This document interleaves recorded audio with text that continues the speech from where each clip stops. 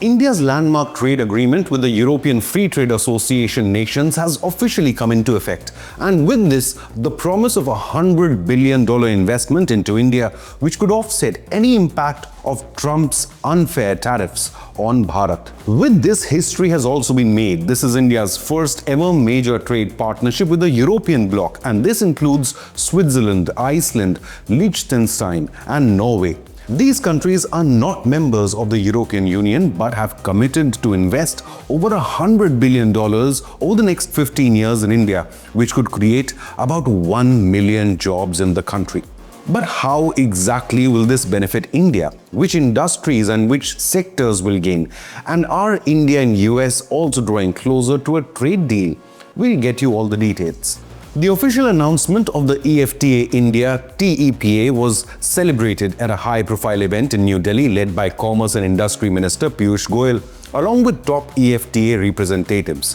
Piyush Goyal wrote on X, "This will unlock new opportunities for trade, investment and job creation, benefiting our people and businesses. Look forward to working together to further strengthen economic ties for shared prosperity," unquote. Another mega India-EU free trade agreement is also in the final stages of agreement, which would be another setback for Trump's anti-India policies. The world backs India's rise, even though a US president is now seeking praise from a terror state like Pakistan, which hid bin Laden and provided a safe haven for all his terror network's top leadership after 9/11. Just how far has the US policy fallen? Even today, Pakistani military leaders are seen attending funerals of members of UN-designated terror outfits. But back to the India-EFTA trade deal. Now, India and EFTA represent a GDP of about $5.4 trillion combined. This deal stands out not only for its scale, but also for its strategic value. Among the EFTA nations, Switzerland trades the most with India. Last year, India-EFTA trade touched $32 billion, out of which $18 billion was only India's gold imports from Switzerland. A member of the Swiss Federation Council, Guy Parmelin, also stated on X, "Today marks the entry into force of the Trade and Economic Partnership Agreement or TEPA between EFTA and India. I look forward to working together with my dear colleague Piyush Goyal to develop new opportunities for the Swiss and Indian economies," unquote. The EFTA states are known globally for their strength in merchandise and services trade, and this partnership aims to deepen connections in areas such as manufacturing, clean energy technologies, and services by encouraging co-production, predictable movement of professionals, and mutual recognition of qualifications.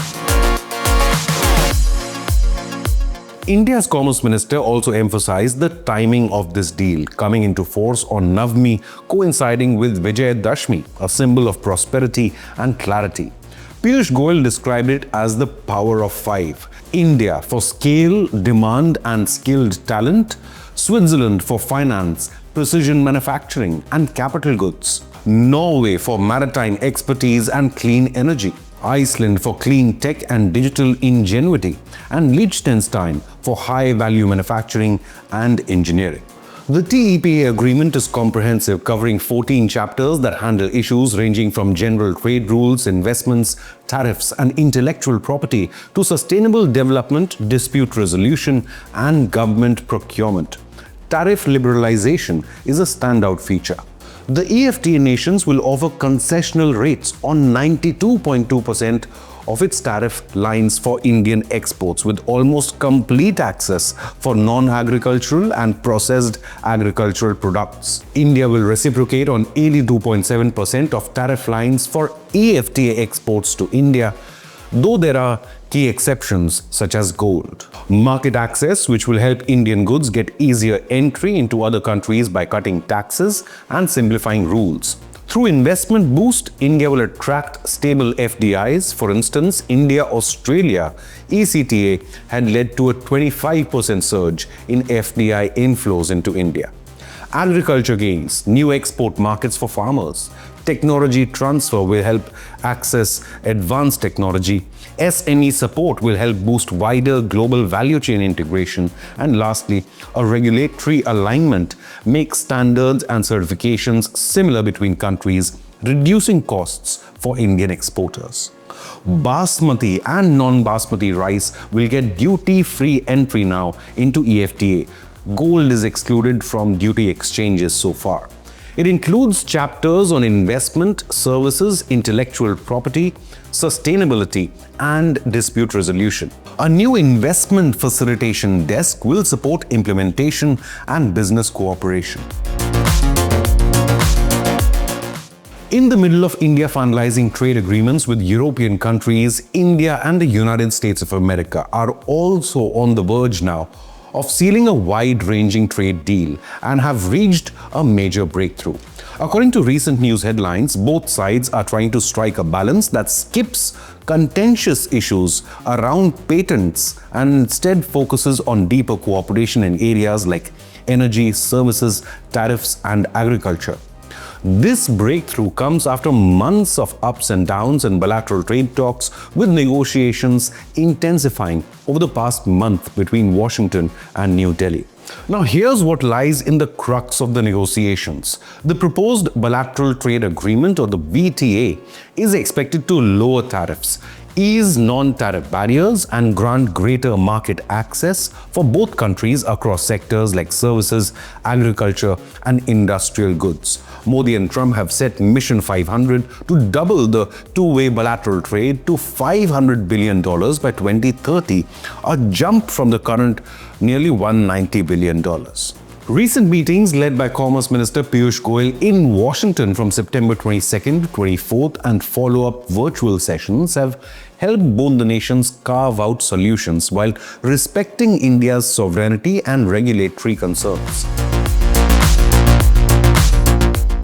Talks have taken place at multiple levels this year, with 5 rounds concluded so far. After a deadlock and multiple tariff escalations, including President Trump's 50% tariffs on Indian imports, both the governments finally doubled down on efforts by trading teams, holding rounds of negotiations in New Delhi and in New York, even as India refused to concede ground on its legal imports of Russian oil.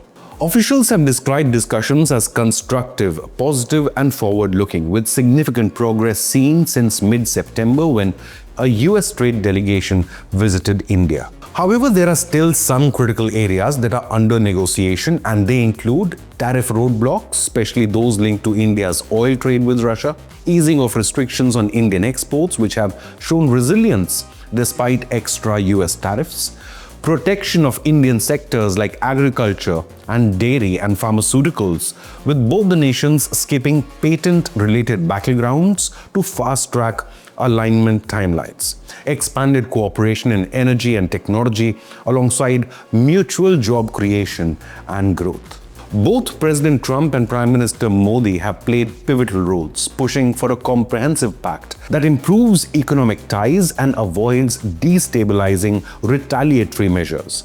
Their meeting in the White House earlier this year set the ball rolling, and officials indicate that the first stage of the agreement could be sealed as early as November of this year. But will it include lifting of the 25% additional tariffs? That must be a precondition to any trade deal. Indian Foreign Ministry spokesperson Ranthir Jaiswal said during a meeting held on the sidelines of the UNGA, quote, "The situation is tough, but we are hopeful we will reach an agreement that resolves all issues, including US concerns on Russian oil purchases and our concerns such as H-1B visas and pharmaceutical tariffs," unquote. He also added, "The focus of the discussion was on trade and tariffs. Other aspects of our bilateral relationship were also reviewed. Like many other countries, we are expecting a bilateral deal with a lower than 25% tariff."